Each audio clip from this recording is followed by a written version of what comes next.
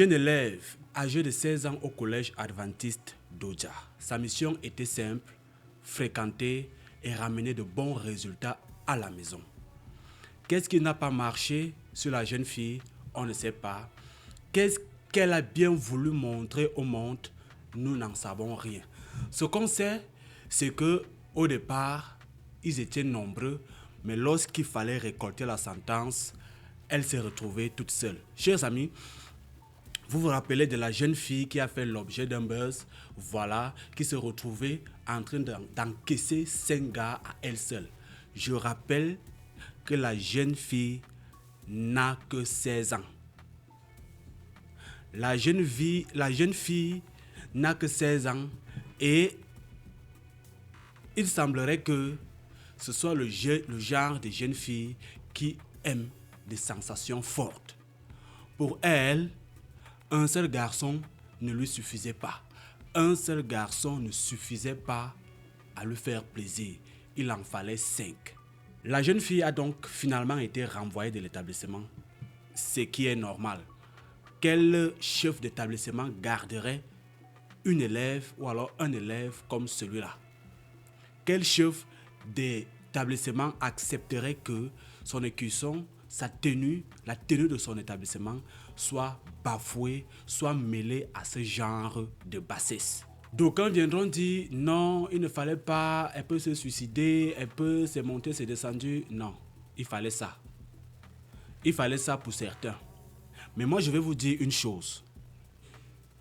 Si ce n'était que moi en tant que parent, si j'avais le pouvoir de négocier pour que ma fille soit maintenue dans le même établissement, j'allais le faire. Vous savez pourquoi?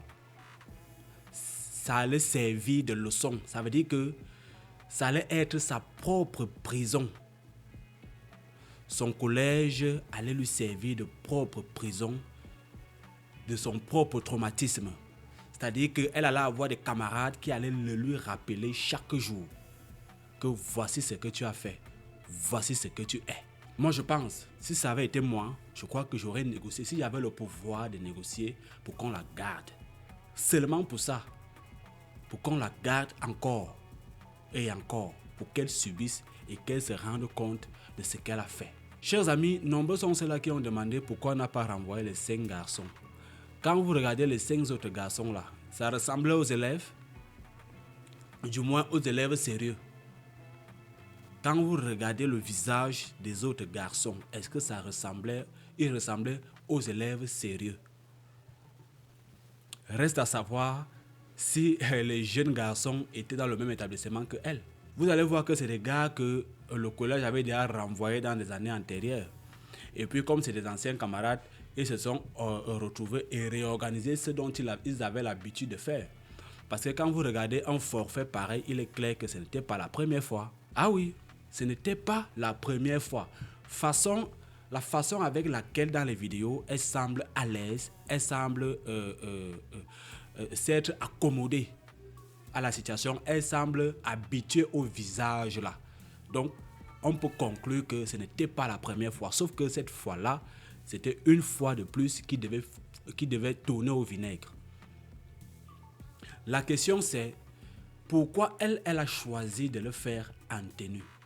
Pourquoi elle a choisi de le faire en tenue? On ne sait pas pourquoi. Peut-être c'était sur le feu de l'action, sur le feu de l'ambiance et tout. Elle a oublié qu'elle était filmée parce qu'elle sait qu'elle est filmée. Pour ceux qui ont regardé les vidéos, elle sait très bien qu'elle est filmée et elle semble se réjouir de cela. Sauf qu'elle ne mesure pas l'impact que cela allait avoir sur elle après. Parce que si elle n'avait pas la tenue, l'établissement pouvait passer outre. Peut-être lui poser une autre sanction qui n'allait pas nécessiter d'aller aux extrêmes, notamment le renvoi. On allait peut-être l'exclure de façon temporaire. Mais de là à le faire avec la tenue d'un établissement, aucun chef d'établissement ne tolérerait cela. Ça, c'est sûr. Maintenant, aux jeunes filles qui élèvent, qui aiment bien jouer à ce jeu de tous pas, il faut se mélanger, il faut le faire en groupe, en troupe. Voilà. Il faudrait que vous sachiez que dorénavant, lorsque vous allez le faire, évitez les téléphones. Évitez les téléphones. Parce que cette situation-ci, on condamne même la fille. C'est vrai, elle est la seule à écoper, du moins pour le moment. Mais ce qu'on oublie, c'est que dans le groupe, il y a eu un traître qui a balancé les vidéos. Un traître qui a balancé des vidéos. Vous allez même voir que c'est la même personne. Vous allez voir que la même personne aurait peut-être fait une forme de chantage à la petite fille qui lui a dit mais va te balader avec ça, fais-en ce que tu veux. Et le gars a balancé des vidéos. Vous allez voir que c'est le schéma là qui a été fait. Parce que je ne comprends pas que on fait un truc en groupe, moi je prends les images et puis c'est moi qui fais fuiter. Et vous allez voir que la personne qui fait fuiter les images n'apparaît même dans aucune des vidéos. Du moins, les vidéos pendant lesquelles ils sont déjà à l'acte. Parce que lorsqu'ils sont encore en train de s'ambiancer, voilà, c'est chaud, c'est bouillant, tout le monde, ils ne font rien vraiment de coupable, ils ne font que s'amuser. Là, on voit encore les 5 têtes. Mais dans la vidéo, il y a une personne qui filme, elle, on ne la voit pas. Et vous allez voir que c'est la personne qui fait fuiter la vidéo. Comme pour dire, lorsque vous allez dorénavant faire cela, parce qu'on ne peut pas vous interdire, ce qui est sûr, on ne peut pas vous arrêter, c'est gâté. Tout est gâté, on ne peut pas vous arrêter. Mais ce qu'on veut vous dire, c'est que arrêtez les téléphones lorsque vous allez faire vos bails. Arrêtez les histoires de filmer lorsque vous allez faire vos bails. Quand vous allez faire vos bails, organisez-vous de telle en sorte qu'il n'y ait pas de téléphone allumé. Ça fait que tout ce qui s'est passé dans l'appartement, dans la chambre, dans un studio, restez là-bas. Ça vous concerne. Donc, chers amis, la jeune dame a donc été renvoyée.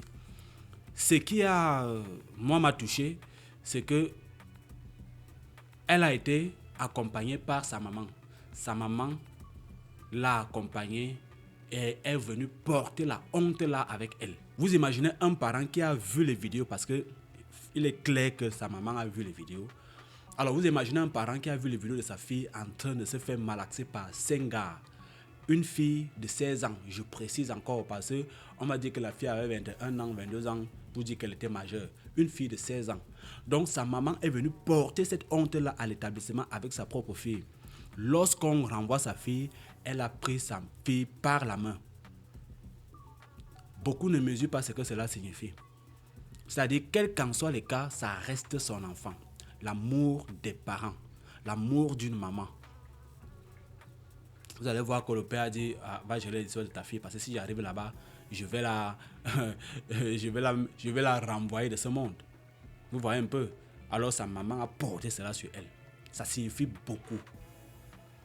Elle qui n'avait qu'une mission, aller fréquenter et apporter de meilleurs résultats à sa maman. Une chose est sûre, personne ne viendra faire l'éducation de l'enfant de quelqu'un. Ça c'est sûr. Personne ne viendra faire l'éducation de l'enfant de quelqu'un. J'aime souvent à dire que parfois le parent fait tout à la maison. Parfois le parent se donne au maximum pour éduquer son enfant.